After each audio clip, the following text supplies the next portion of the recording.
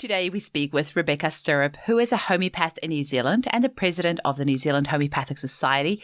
And she's also an avid volunteer for Homeopathy for Health in Africa. And she has been volunteering for them for over a decade, returning to Tanzania frequently to help those in need. Rebecca was featured on episode 56 of this podcast, so be sure to have a listen to that as well. And Rebecca recently returned to Tanzania after not being able to visit during the travel restrictions with COVID. And we arranged to do some recordings while she's visiting the various clinics so we can share with you, our lovely listeners, the work that Homeopathy for Health in Africa is doing. So in this episode, you will also find the full video on my YouTube channel, and you will see Rebecca at the clinics, and you'll see the people in the background and also the volunteers at the clinic. It's just quite spectacular actually seeing it. So make sure you type in Eugenie Kruger Homeopathy in YouTube, and that should pop up. The first recording of this interview was done on the 28th of July when Rebecca was visiting one of the homeopathy clinics called the Arusha Center in Arusha. And in the same episode, we also have a second recording, which was done on the 2nd of August when Rebecca visited another homeopathic clinic in Mweka, high up in Kilimanjaro. Now, as many of you know, the Homeopathy Hangout podcast celebrated its 100th episode on the 12th of August with a big party here in Perth, and each of the 100 guests that attended paid $10 for their ticket. And the $1,000 that we raised, we donated to Homeopathy for Health in Africa. I really love donating to this charity because you can really see exactly where your money is going and the huge change that it's making in the lives of so many people. So if you would also like to support Homeopathy for Health in Africa, you can make a donation at www.homeopathyforhealthinafrica.org, and they are really seeking monthly donations. So if you want to make a monthly donation of anywhere from $10 or $20 a month or even more, please visit their website as well. Enjoy the episode and be sure to check us out on YouTube. Welcome to the Homeopathy Hangout, where we discuss all things homeopathy from around the world. And now my mum and your host, Eugenie Kruger. Hello. Hi. Hello. I'm actually amazed Can you that hear you me? have, I can. I'm amazed that you have any connection out where you are. Yeah, we're high up on the Kilimanjaro this morning at a place called Mweka. I can't really show you the view, but we are high, so sometimes the service is not so good. Wow, cool. Well, you could click on the flip screen. So here we are. This is our waiting room here. Oh, is that And, banana growing there? Yes, this is banana, and there's all sorts of tropical plants. We're high. I hope you can see that. I don't know how easy it is to see that we're high. Wow. I think, Rebecca, what I'm going to do is keep as quiet as possible just with the connection. So you just keep talking and I'll stay quiet on this side. Okay, so I'll keep talking. So here we are at Mweka, which is one of our outreach clinics high up on the Kilimanjaro. And we've been coming here for many, many years. We have a local organizer here who I'll introduce you to in a minute called Sister Ida. And she looks after her whole community. She's an amazing woman. So we have got a station set up, and then this is the waiting room over here. So we've got a number of patients to see this morning, and we've already seen about 8. So I thought I'd tell you about a couple of cases we've seen already today. We've had a lady with AIDS, and she last came 5 years ago, and I saw her myself, and unbelievably, she turned up today after 5 years. So that's pretty, I don't know how that works. The synchronicity of it is amazing, huh? Oh, amazing. So she has AIDS, and when she came 5 years ago, she was very weak with a lot of dizziness, a loss of appetite. Her legs were very painful. She couldn't really stand so well. She was very thin and unable to eat. And she was anxious. She was struggling with her neighbors. She was having bad dreams. Anyway, we gave her zinc because of the weakness, the dizziness, and this whole SORA, this whole thing, which is very common in AIDS, lots of common symptoms of AIDS. Anyway, she came back 5 years later saying, actually, she's been well, and her viral load has been really good. And then symptoms just came back 3 months ago. So she hasn't had another remedy in between, which is pretty fantastic. That's amazing. Yes, the last 3 months she's been experiencing some abdominal pain, and she's also got double vision. She's still taking her ARV medication, but she can eat well now. Everything, she's gained weight. Everything is going better on that front.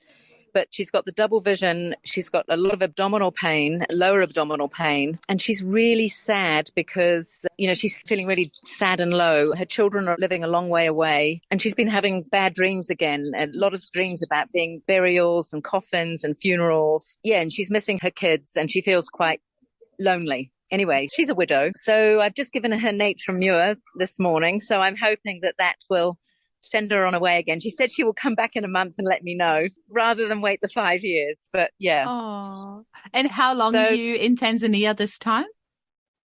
I'm here for 10 weeks. 10 weeks. Oh, nice.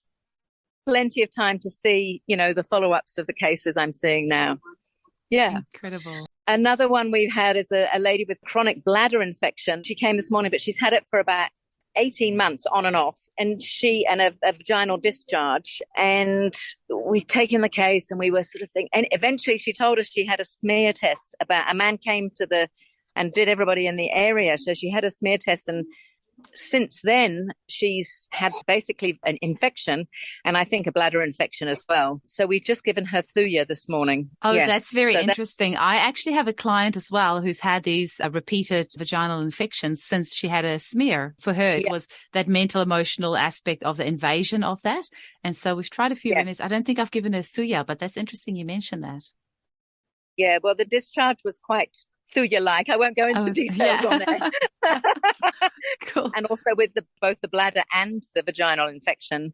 Uh-huh. Yeah, and she has actually had Thuya from us in the past, so I thought, okay, I'm going to stick with Thuya. She had it a few years ago, so she's a long-term patient. Yeah. Amazing. Like potency-wise, do you find that the people there, you tend to use lower potency or higher potencies, or just a little bit of everything? We use lower potencies because particularly with the people with AIDS or chronic illness, sometimes they're quite weak. We just give a 12C daily in a medium-sized bottle, and they know to take a capful or a quarter capful a day. And it also helps because if they are on another medication like their ARVs, which are the medication for AIDS, then it helps them. And it's just the standard way we give it here. People take it every day. It reminds them that they're taking a medicine, and then the medicine or the bottle is designed to last a month.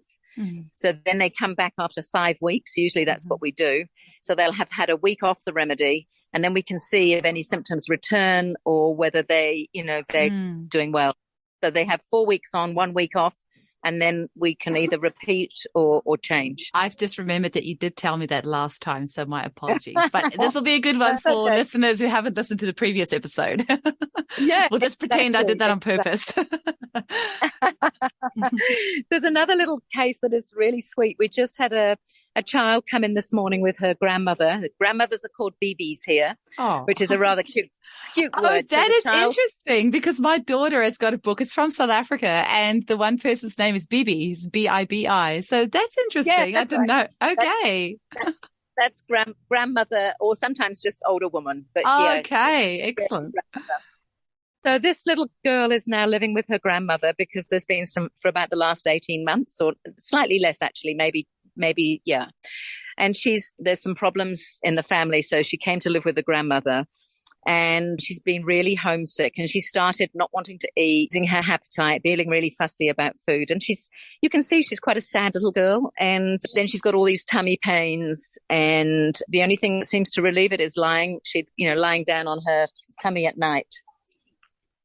And so we took a couple of symptoms, but I know one of the remedies we give often to children here is one of the magnesiums, because that orphan syndrome of being forsaken or, feeling forsaken, feeling left behind. And sometimes it's from the death of parents, which is quite common here. Children do lose their parents, and this little child hasn't had the death of her parents, but she is like an orphan, really. She's come to live with her grandmother.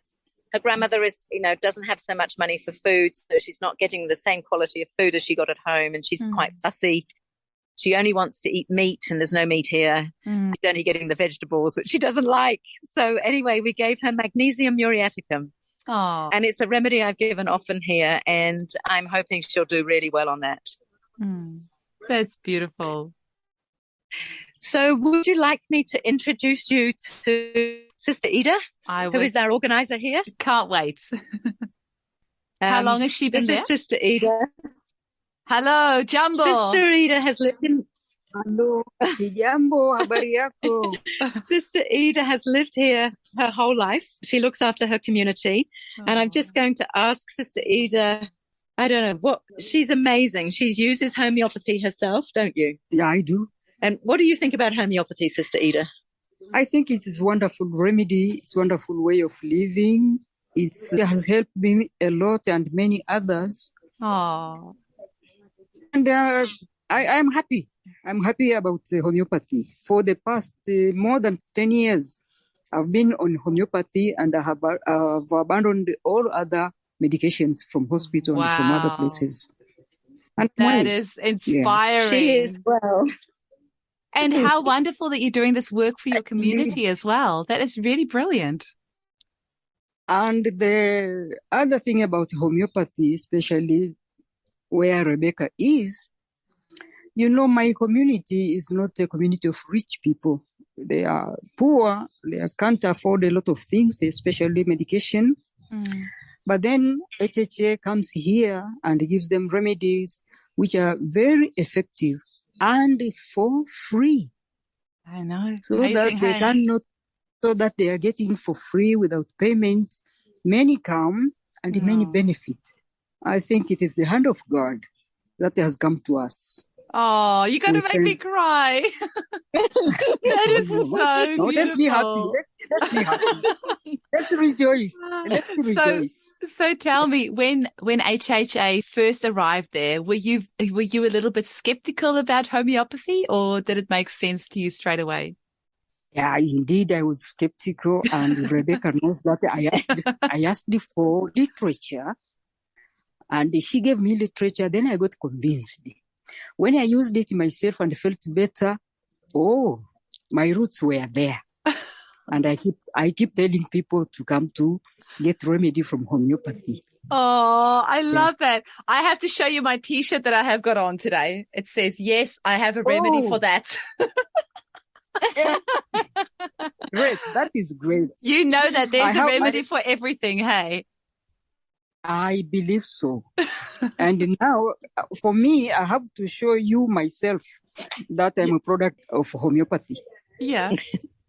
Yeah, I can smile today because of remedies I got from homeopathy. Oh, I was miserable. Yeah. So what sort of things has it helped? Oh, yeah? What sort of things has it helped you with? My hypertension has gone down. My allergies, I was allergic to lots of things, even to people. Can you believe? Can you believe? But now my allergies have gone down tremendously. Only few things are left, like dust. Some of the dust is affecting me, and some foods which I can't eat. For example, eggs, certain proteins affect me, but I'm not worried. I'm just wondering, has Rebecca shown you how to make your own homeopathic remedy? Because you can actually make a remedy from the dust that's out there and then take that remedy and see if it helps you with the dust allergy.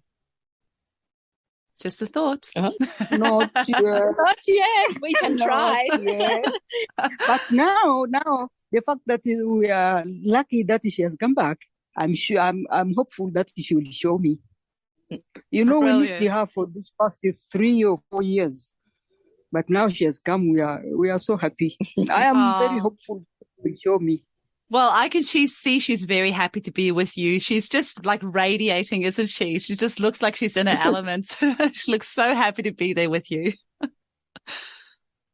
You know, she told me that she comes from Ireland, and I always claim that I am Irish by inclination. Inclination. By inclination. So you can see our roots are almost the same. Oh, I love that. Well, I'm very jealous of your beautiful mountain there, because here in Perth, where I am, it's very, very flat. And I come from South Africa originally, where in the Paarl Valley, where we've got beautiful mountains. And then I've moved here to Perth, where we have no mountains. And I want to cry sometimes because I miss the mountains so much.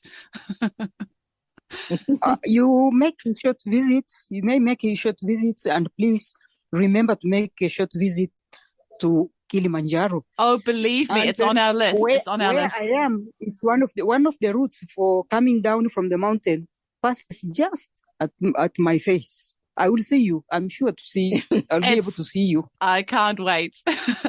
So what other services do you offer at your facility there? Is it just the homeopathy or do you do other things as well?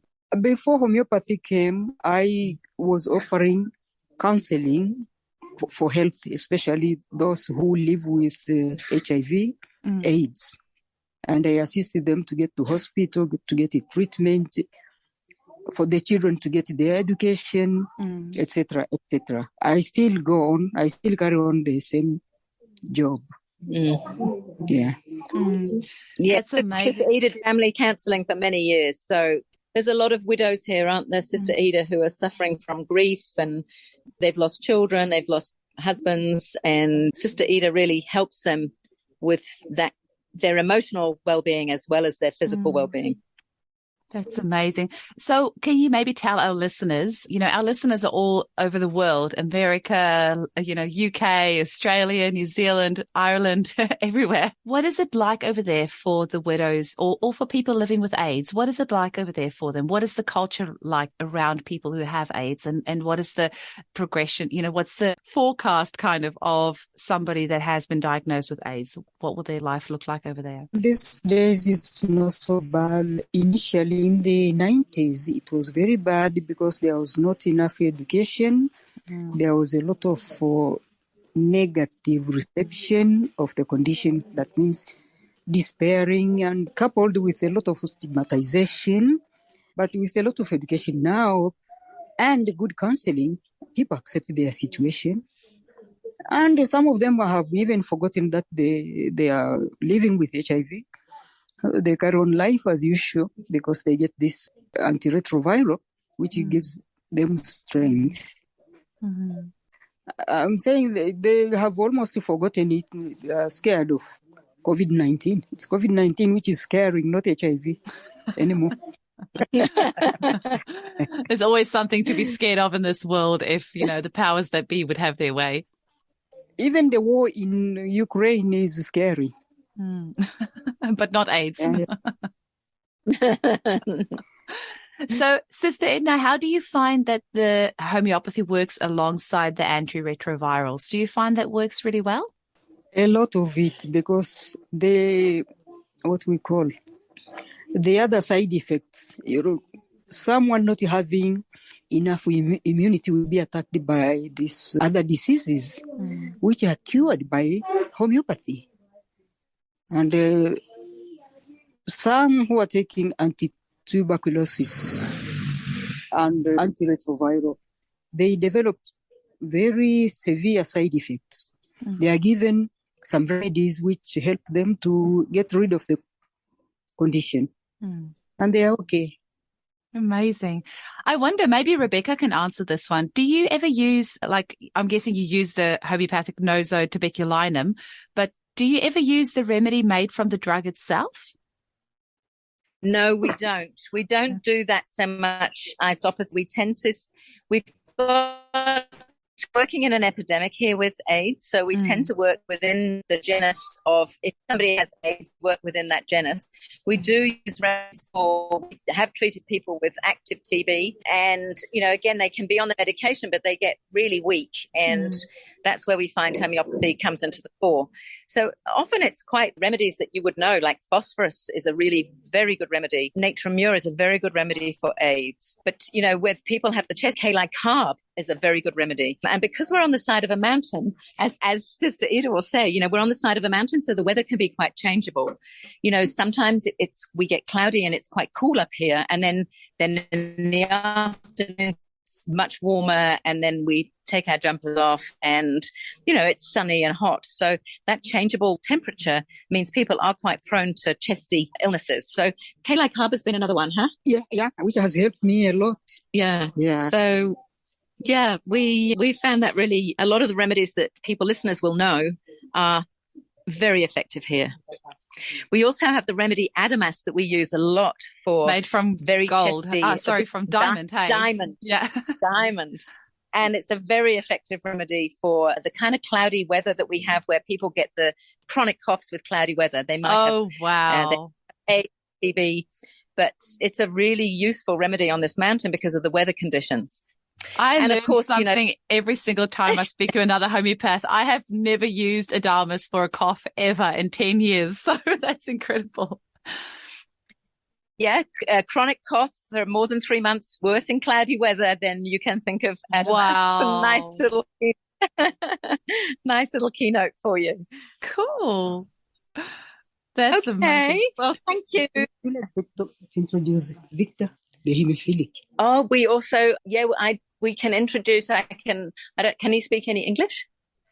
We have the family here, one of the kids here is a hemophiliac kid, and we built his family. HHA raised some money to build the family a house because they had they had no house really, very, very, very basic. So we built them a 2-room house, which is, dry and secure. The mother is there. Here he is. Hello. Hi, Hello, Jumbo. Victor. Can you say hello? Hello. Hello. Hello. Hello, Jumbo. Victor is 8 years old, and this is his mother. Can you say hello? Jumbo. Hello. Say hello. Hello, Jambo. You can say Swahili. Jambo. Jumbo. What would you like to say about your? Jambo. Can you ask her to say in Swahili what she thinks about her house? Unasemaje habari ya afya yako? Unapata nafuu au vipi? Tuambie. Missouri. Missouri means good. It's good. And for Mama, what would she say about the house? Unasemaje juu ya nyumba? Bado haijakamilika. Say louder. Louder. Unafurahi? Nafurahi ndio. Yes. She's very happy. Sister Ida told me today that they said they felt it was like a gift coming from heaven. It touched their heart. It made me feel tearful this morning because they were living in very, very poor conditions. And if now they have a little house, and now we've had a little bit more money, we've been able to build a toilet for them, or we're in the process of building a toilet and painting it. Wow. And we're hoping to get them some beds as well.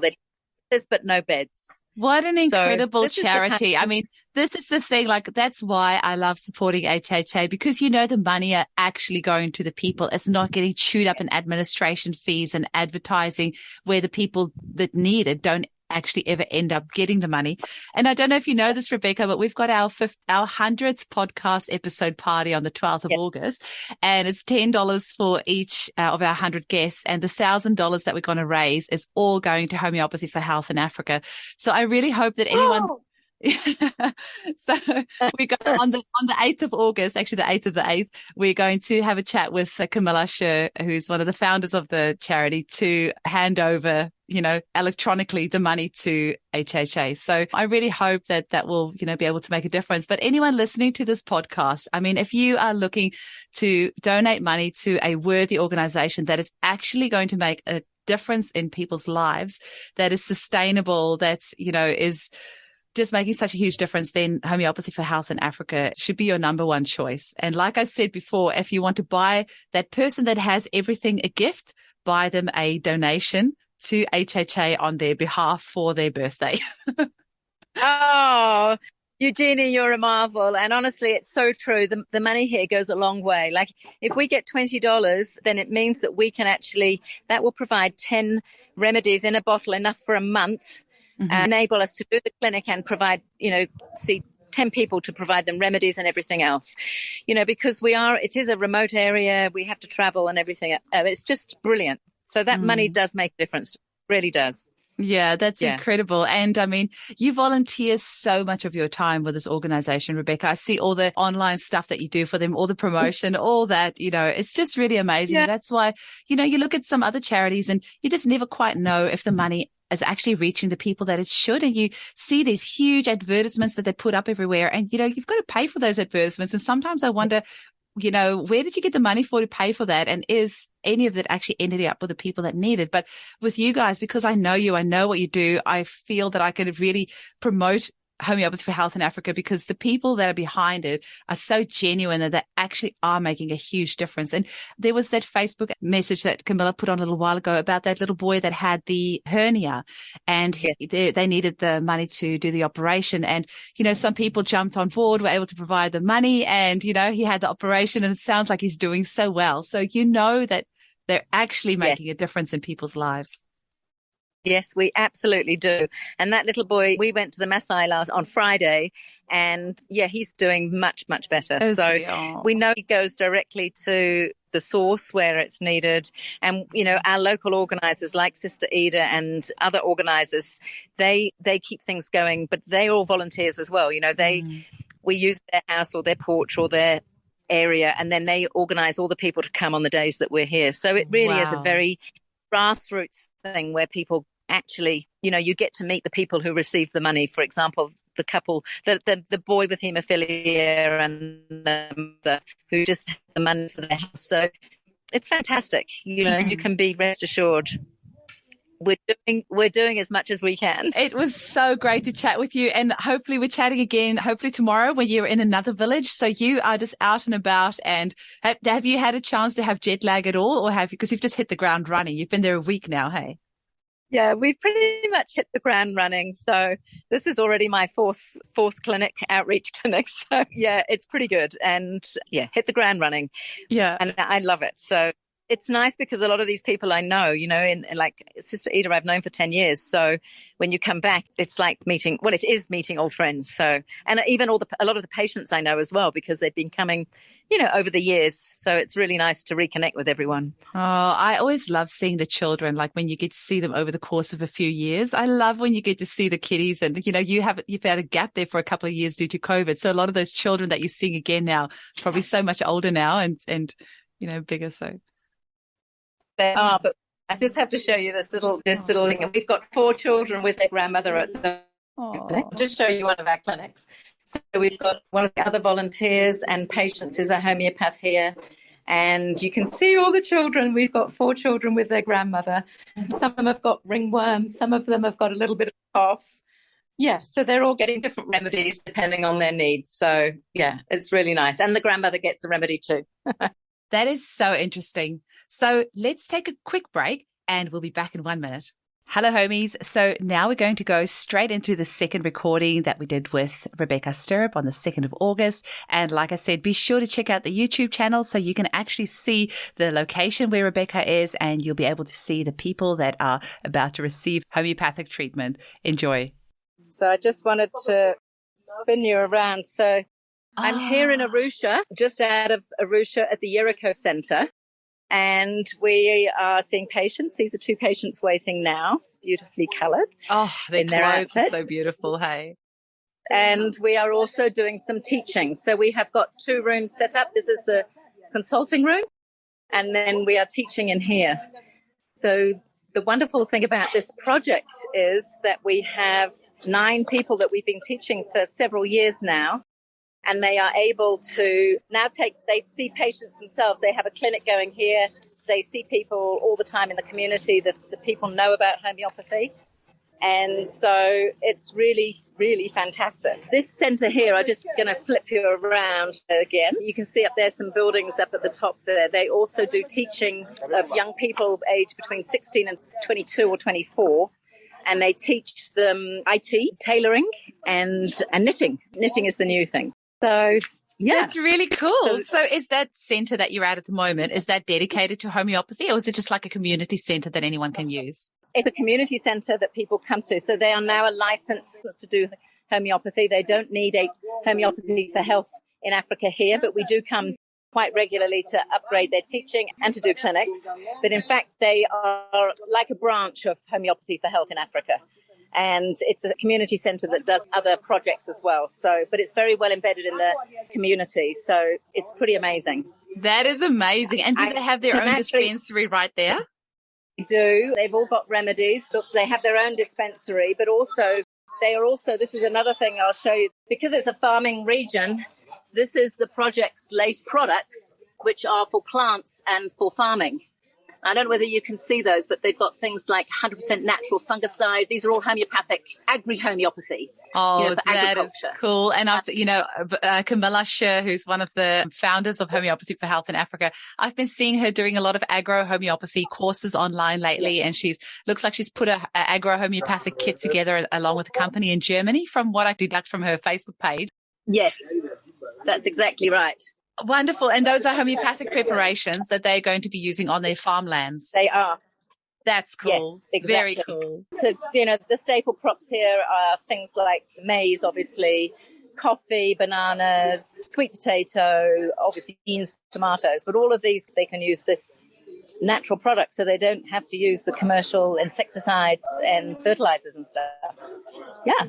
That is pretty so nice. Cool. That's amazing. And this is your 14th trip, right, to Tanzania? Gosh, I think it is. I can't remember how many, but I haven't been for 3 years because obviously travel has been very difficult. And so I've been back 3 days. And we did some outreach home visits yesterday and saw several patients who are either bedridden or can't make it to a clinic. And then today we've traveled to Arusha here.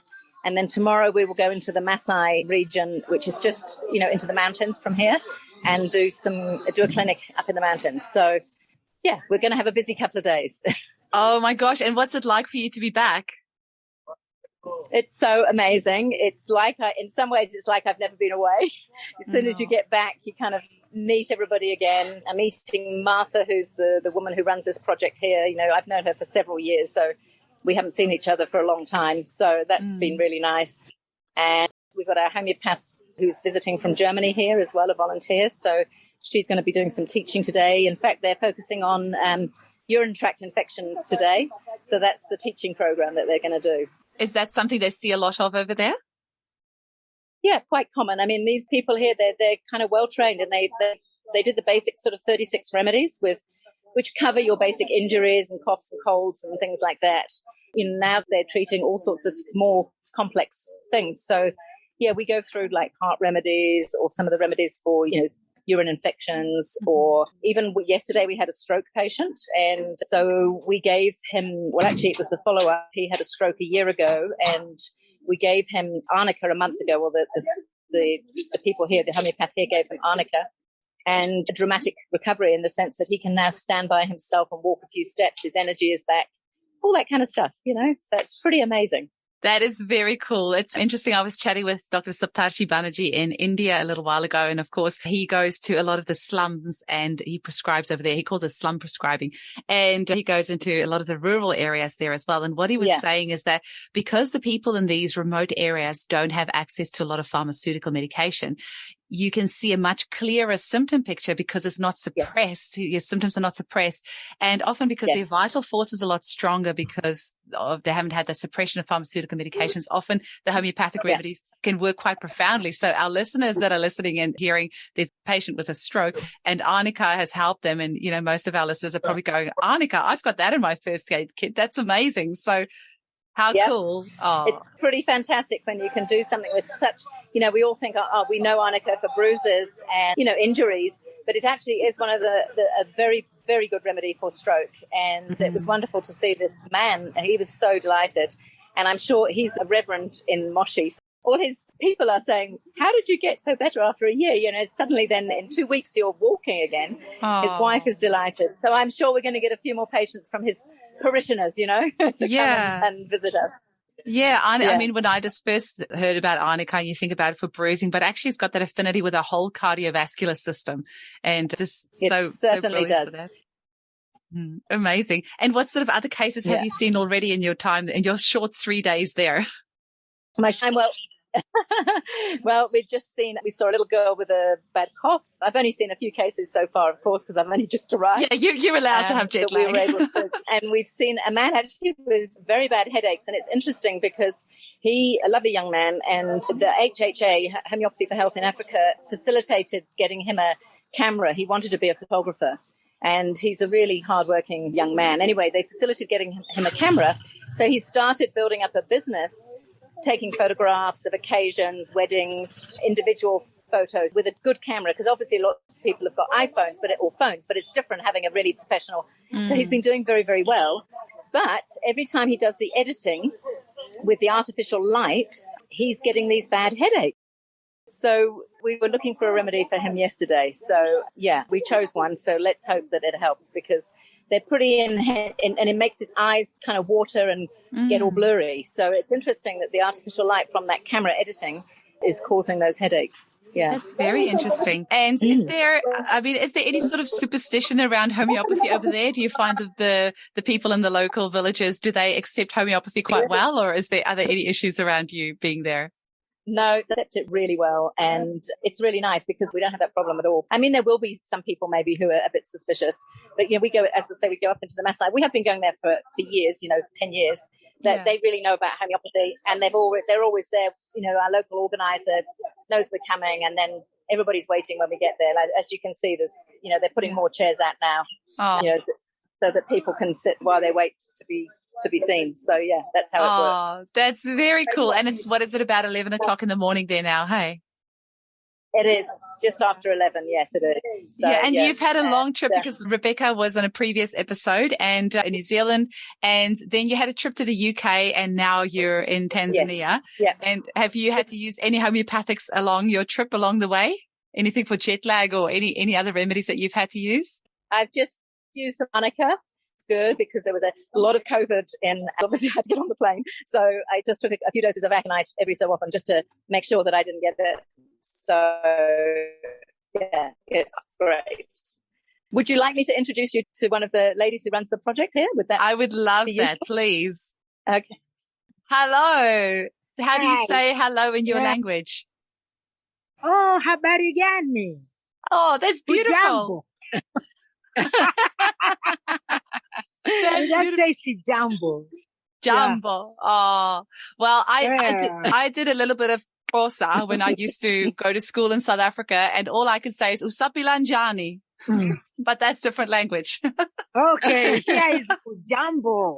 Jumbo, I like that. Jumbo. So Martha is a wonderful woman who organizes everything here, and she's just a force to be reckoned with, and she's got a huge heart, which is why she helps her community so much.